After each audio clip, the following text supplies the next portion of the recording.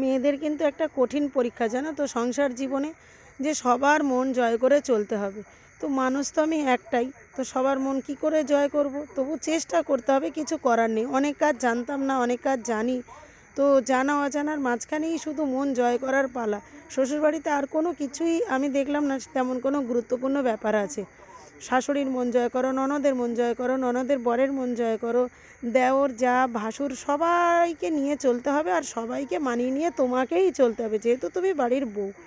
তো আজকে আমার বরমশাই দেখো একটা অকাজ করে ফেলেছে, বাড়িতে ধান ঝাড়া হচ্ছে আর ওদিকে সে ঘুষো চিংড়ি মাছ, মানে কুচো চিংড়ি মাছ দিয়ে বড়া খাবে বলে নিয়ে ফেলেছে।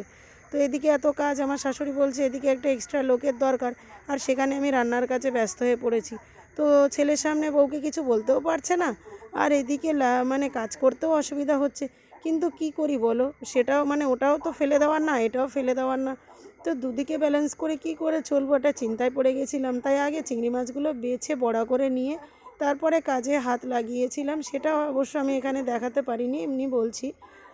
তো কাজ তো করতেই হবে, না হলে সংসারে তো জানোই যে একজনের মুখে হাসি ফুটলেও আরেকজনের মুখ হাঁড়ি হয়ে যাবে, সেটা দেখতে মোটেও ভালো লাগবে না। তো এইভাবেই চলছে সাধারণ মেয়েদের জীবন।